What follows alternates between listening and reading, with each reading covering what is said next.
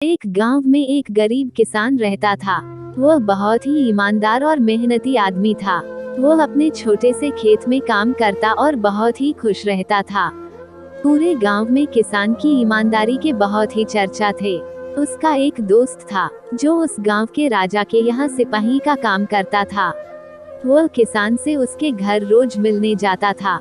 एक बार राजा ने अपने दरबार में एक ऐलान किया कि उसके बगीचे में काम करने वाला एक अच्छा सा कारीगर चाहिए जो उसके बगीचे के पेड़ पौधों और फूलों का ध्यान रख सके।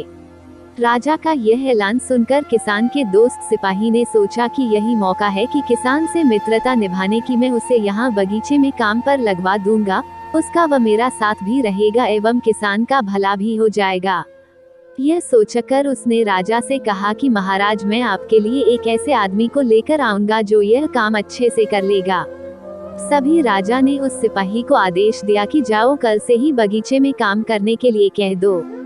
उसी वक्त वह सिपाही अपने दोस्त किसान के पास पहुंच गया और उसने किसान को बगीचे के काम की सारी बात बता दी और किसान ने भी काम करने के लिए खुशी खुशी हाँ कर दिया। अगले ही दिन अपने दोस्त के साथ राजमहल पहुंच गया।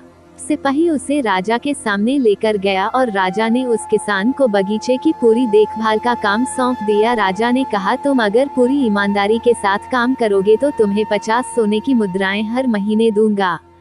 किसान खुशी खुशी बगीचे में काम करने के लिए हाँ कर देता है और वो उसी वक्त बगीचे में काम करने लगा। किसान बगीचे में बहुत दिल लगाकर काम करता था। कुछ दिन बीत गए। किसान ने बगीचे को बहुत सुंदर व हरा भरा बना दिया। राजा को उसका काम बहुत पसंद आया। एक दिन किसान बगीचे में कुछ खुदाई कर रहा था तो उसने जमीन के नीचे कुछ महसूस किया। तो उसने खुदाई की तो देखा वहां नीचे एक बड़ी सी संदूक थी। किसान ने वह संदूक बाहर निकाला और खोला तो क्या देखा, वह सोने और चांदी से भरी हुई थी। यह देखकर किसान बहुत खुश हुआ और अपनी ईमानदारी दिखाते हुए राजा के पास पहुंचा। राजा किसान की ईमानदारी देखकर बहुत खुश हुआ और उसके साथ वहां गया जहां किसान ने खजाना निकाला था। राजा ने देखा तो कहा, यह खजाना तो हमारे पुरखों का है।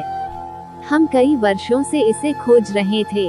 खजाना देख राजा बहुत ही खुश हो जाता है। राजा अगले दिन किसान को पूछता है, तुम्हें क्या इनाम चाहिए? किसान बोला, मालिक, मुझे कुछ नहीं चाहिए, मेरे पास जो भी है मैं उसी में खुश हूँ। राजा उसकी इतनी अच्छी बात सुनकर और खुश हो गया और उसने किसान को अपना मंत्री बनाने का फैसला किया। किसान ने राजा की बात मान ली और मंत्री बन गया।